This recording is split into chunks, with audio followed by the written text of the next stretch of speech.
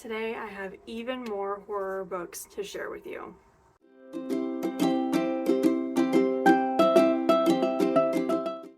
Hi, hello, and welcome back to my channel. My name is Alex, and today is another Spooktober episode. Today we're going to be talking about my top 10 favorite horror books of all time. Okay, so if you were on my channel last year for Spooktober, I literally had so many favorite horror books. I had to split it into two different categories. I did a top 10 paranormal, and then I did a top 10 sci-fi general horror. This year I did the very hard thing and I narrowed it down to my top 10, and this includes books that I've read between last Spooktober and this Spooktober. So let's see how the top 10 shakes out.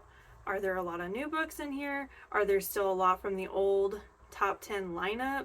I don't know. We'll get into it. Make sure you hit all the buttons down below so you know when I'm posting. I post every week, and all we do on this channel is talk about books. So if you like listening to people talk about books, here I am every week doing just that for you.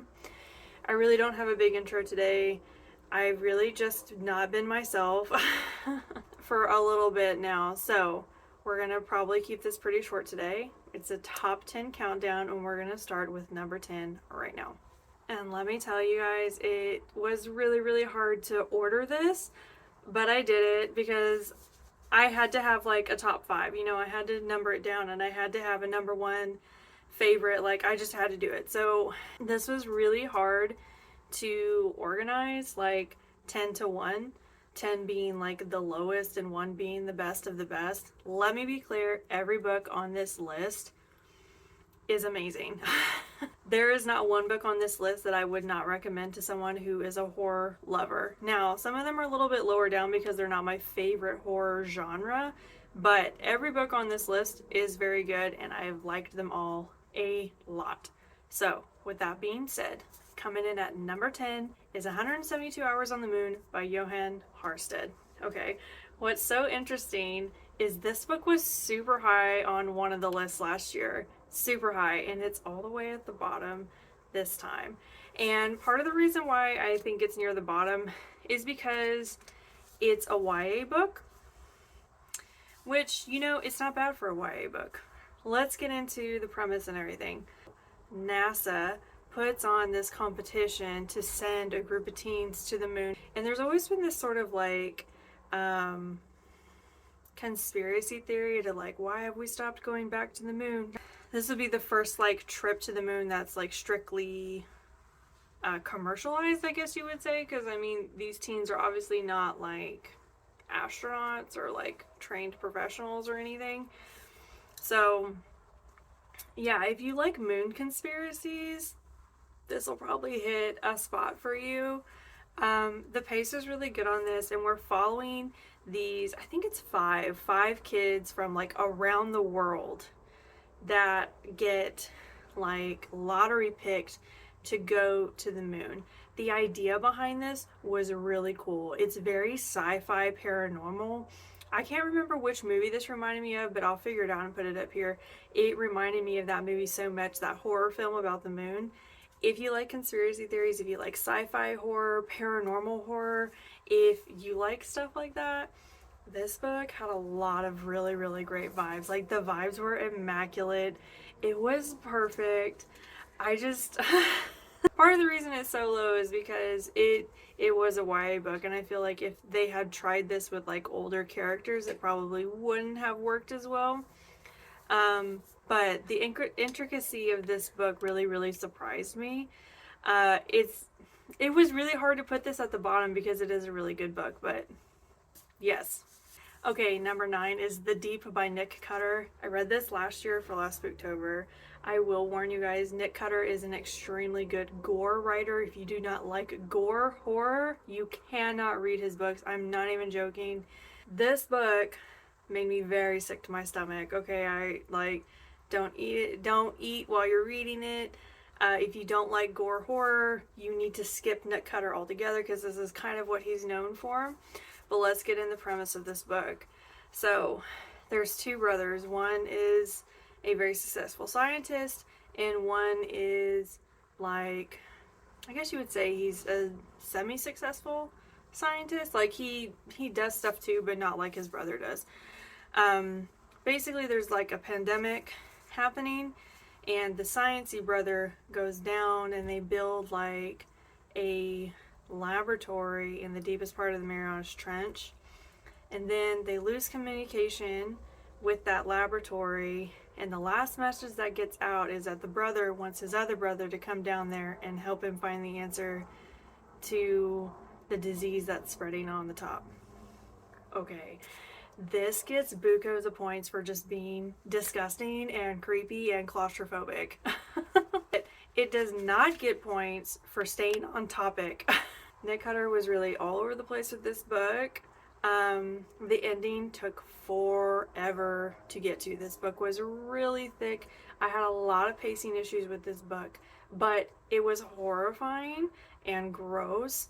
And if you're scared of the deep ocean or like claustrophobic or anything like that, this is like a whole other hit of freak out, okay? The ending was so much bigger than I was anticipating. Like, so much bigger. And that's why I was so frustrated that it took so long to get there, because I knew it had to be like this dynamic ending, and I was really mad that it took us that long to get there, because it was a dynamic ending. But I think the pace at the end of the book just made me lose interest, and I wanted to know what happened. I wanted to know what the big ending was, and I kind of had to slog through the last like 50-60 pages to get there.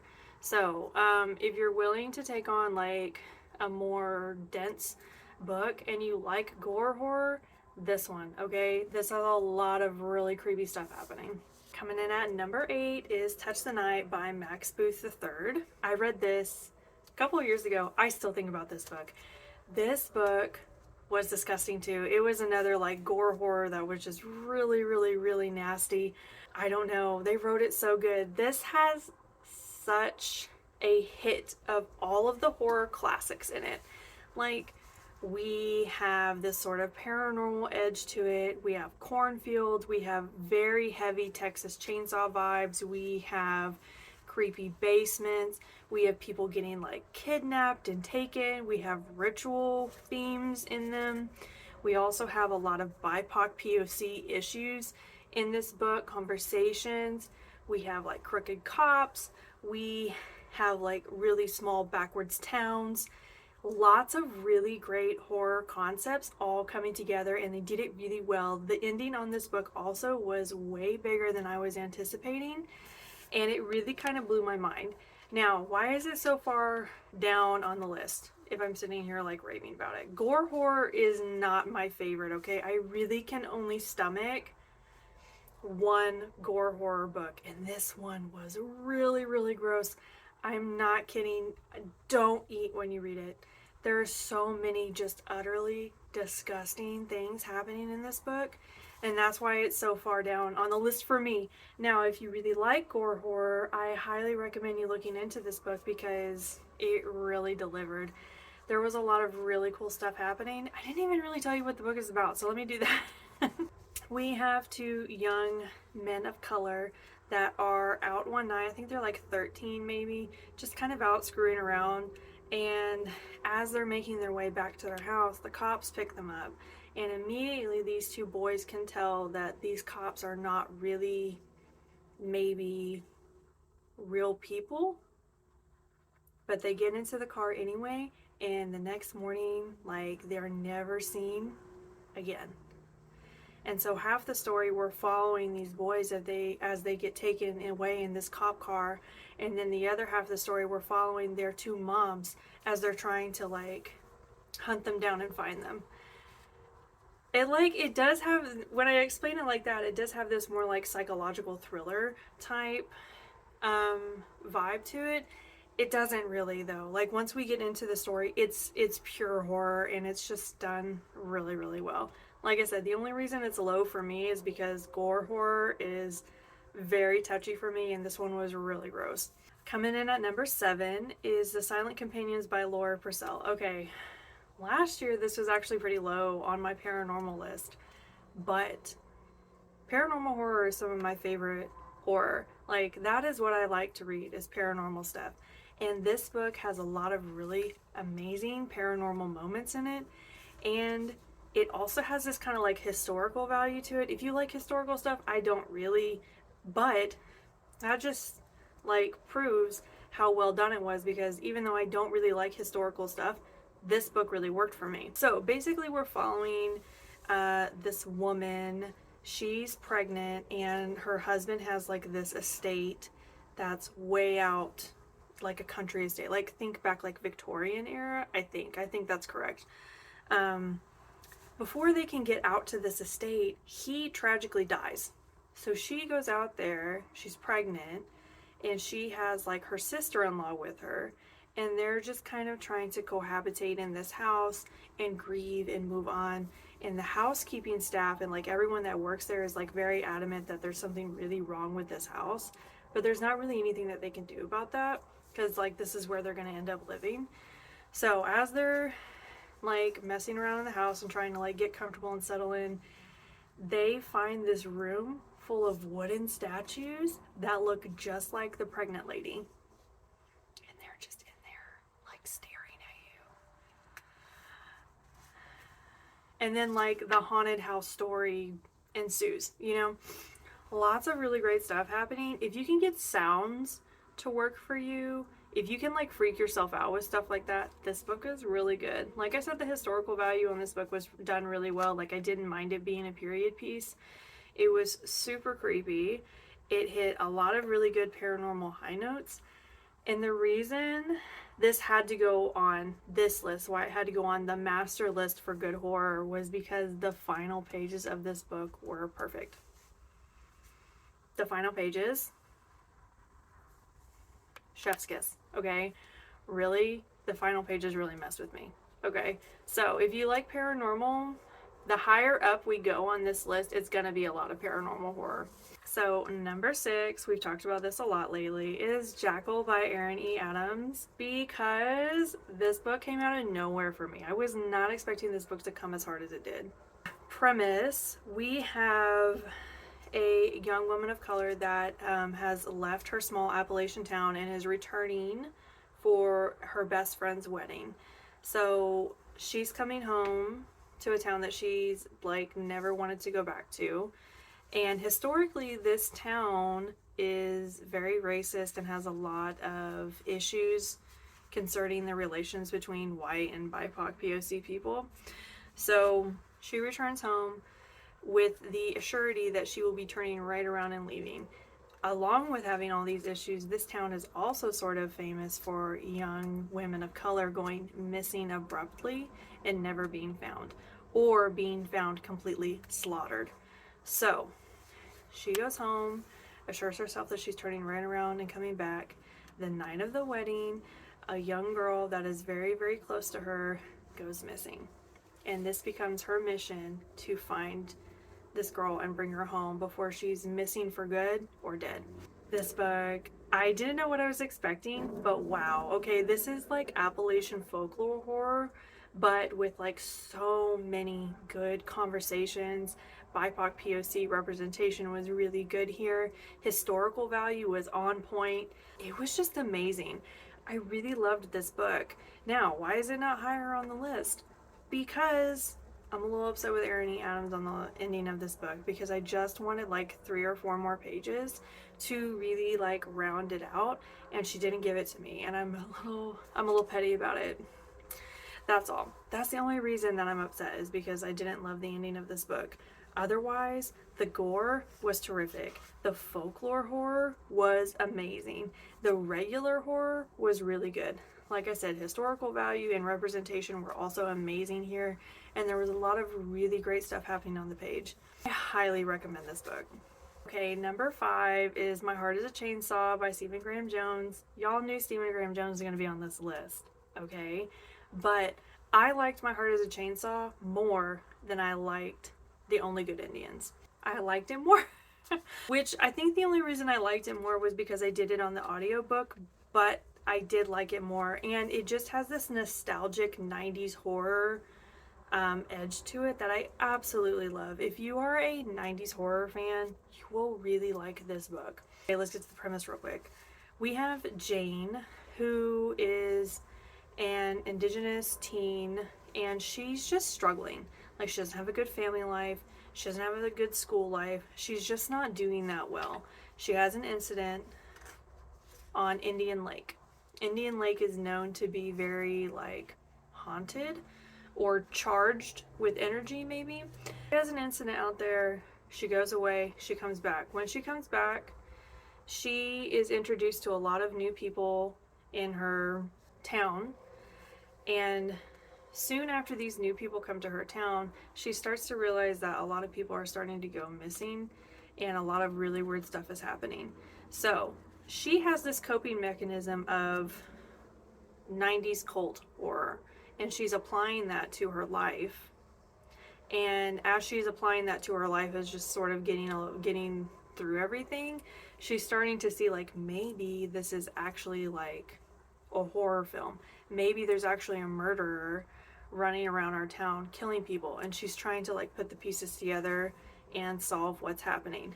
It's very long. I will tell you that it's very long, but the audiobook on this was so well done. I highly recommend the audiobook.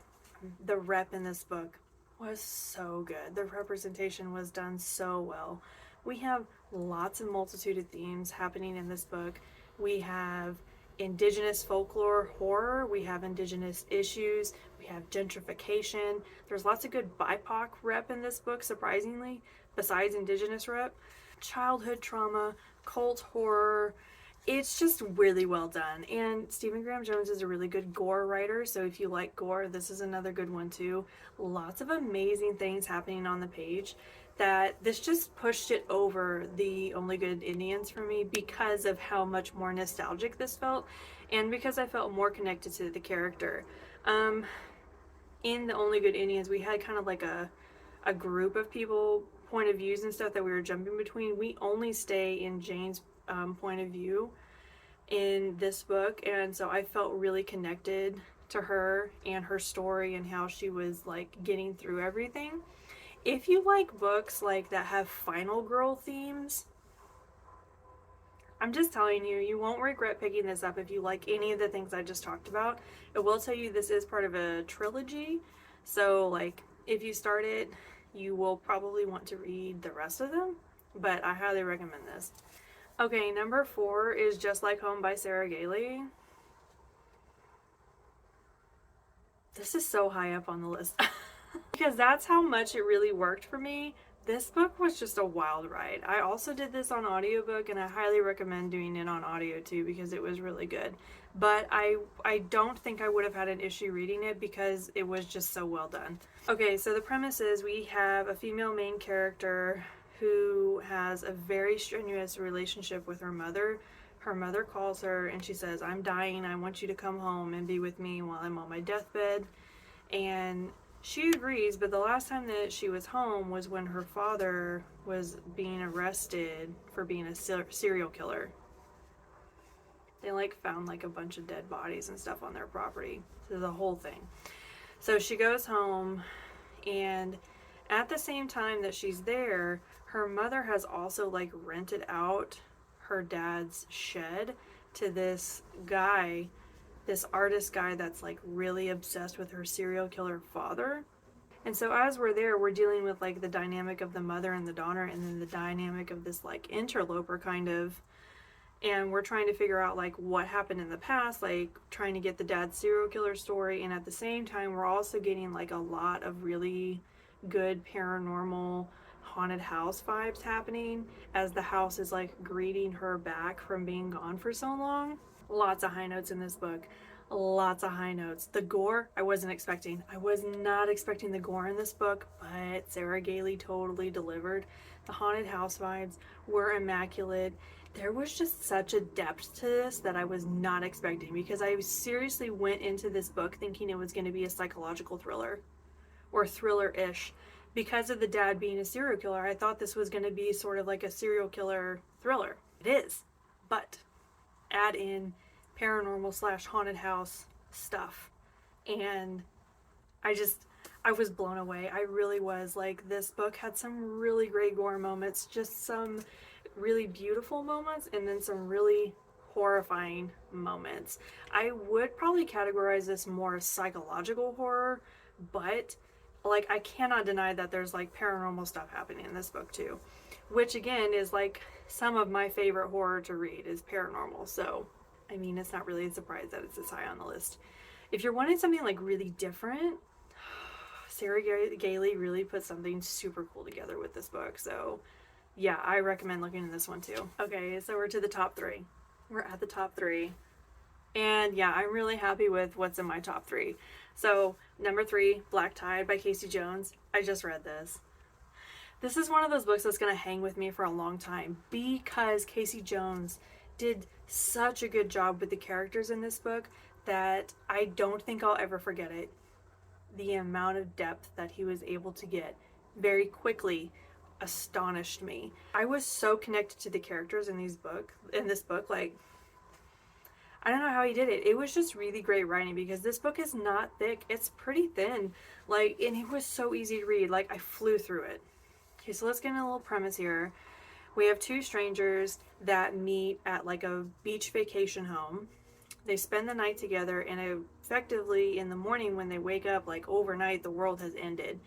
And when they wake up in the morning, they're trying to figure out like what happened and what's going on and why everyone is freaking out. So they go down, they take their little car down to the beach and to try and like figure out what's happening. And that's when they start hearing things like in the dunes and in the waves and in the air, and then people just start dying. If you like sci-fi horror, I think this would really work for you. It's just a completely different look at sci-fi horror. If you like the multiverse, but you don't like to get into the technicalities of it, I think this would really work for you. Like I said, the character development was just so amazing here. The pace of this was amazing. Like I just couldn't put it down. Everything just really, really worked. I think that if you like end of the world type sci-fi books, I think this would really work. I don't know, I just loved it. I just really loved it. I couldn't put it down, and I was just so attached to what was happening, and it was creepy and scary and lots of, like I said, if you can freak yourself out with like lots of noises and things like that, this would really work. And there was just such a never give up mentality to this book that just gave me life. I don't know. I loved this book. Now, was it the scariest book I've ever read? No, probably not. But the horror was done in such a way, like it was just perfect horror for me. It really was. Okay, number 2. A Head Full of Ghosts by Paul Tremblay. If you've been with my channel a minute, you know that I have an issue with Paul Tremblay. Because this was the first Paul Tremblay book that I ever read, and I absolutely loved it. And then every single Paul Tremblay book I've read after this one has let me down. This is by far his best book that I've read. Okay, let me tell you about it. We have a family, and they have 2 daughters. One's like a teen, and I feel like one is 7. And the teenager starts like having a lot of behavioral issues, and the dad thinks that she is possessed by an evil spirit. Right? So he's like, I'm gonna hire someone to come perform an exorcism on my 13-year-old daughter. Somehow this kind of like gets out and about that this is all happening, and like a TV crew shows up in his house and is like, hey, we'd like to like film you having your daughter like exorcised. And he's like, yeah, totally, right? So we're following 2 different sets of stories, right? We're following the point of view of the 7-year-old sister that's watching all of this happen in her house, like watching her sister get possessed by a demon, watching her dad freak out about that, and watching a camera crew come in and like film her sister being exorcised. And then we're following another point of view of a person like 10 or 15 years in the future watching the documentary and picking the holes out of it and trying to say whether it's real or whether it was fake. It's a wild ride. It's a wild ride. Lots of really good paranormal stuff happening on the page, and I just didn't know what to think like the whole way through. And then the final chapters of this book blew my mind.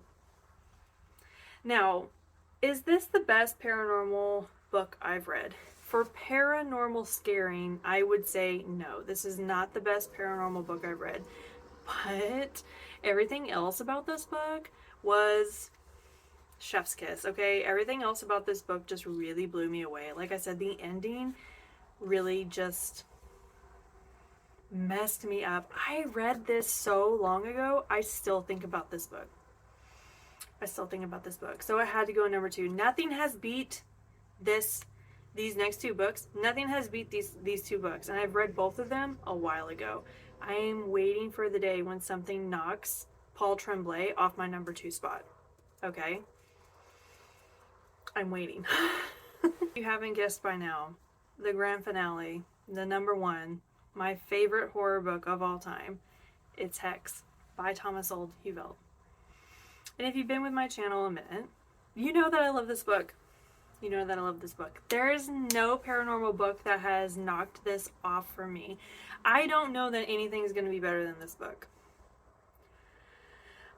This book was just perfect horror. Perfect paranormal horror. If you don't like paranormal horror, you're not gonna like this book, okay? You don't like witches and like spirits and like possession and stuff like that. Like, if that's not good horror for you, if that's not something you like to read, don't read it, because it's not gonna work for you, okay? But that's the kind of horror that I like to read, and this one really worked. We have this town that basically has a live but not alive witch just roaming around.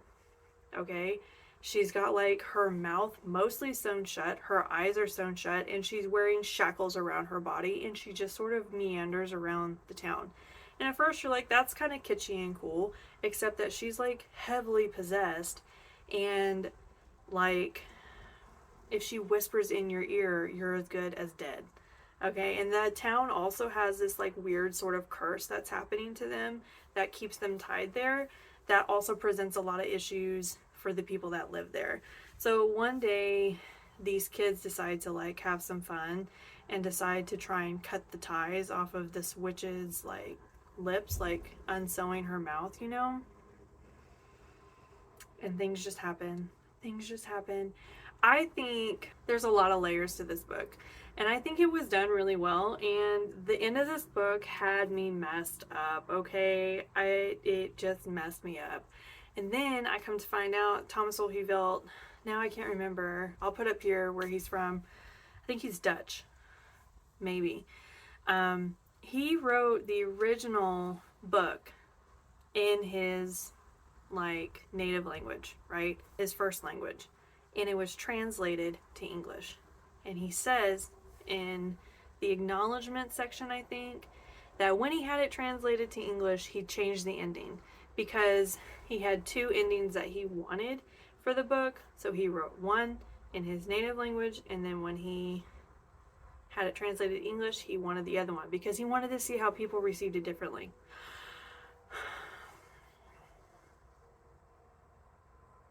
So I guess I have to learn Dutch to figure out what this other ending to this book is, because oh my god, what's the other ending? Because this ending was amazing. If you're telling me there's a completely different ending, I need to know what it is. But I know I haven't learned this language in my spare time between the time I've read it and now. I don't know, this book just really gave me all of the vibes. It really just was a really different look at paranormal horror too, because paranormal usually is like the unseen, right? And very clearly here we can see her and we know she's there, and she's just something, she's kind of like a town fixture until she's not. So it's kind of a different look into the same idea, which was just kind of refreshing to see something like completely new and different. So I can't talk about this book enough. I highly recommend it. If you like paranormal horror, like, and you haven't read this yet, read it.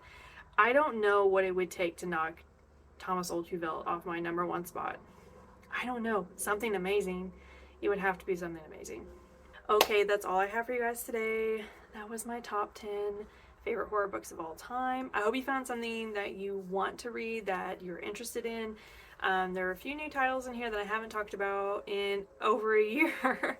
So it was exciting to bring some old friends out to share with you guys. October is winding down. Next week we're going to have the Maybe series, and then we're going to have the Spooktober wrap up, which I'm excited about. So make sure you hit all the buttons down below so you know when I'm posting. I post every week. And yeah, let me know in the comments if you have any all-time favorite horror books that you think I would like to read. I love hearing from you guys. And I will see you guys next time. Bye!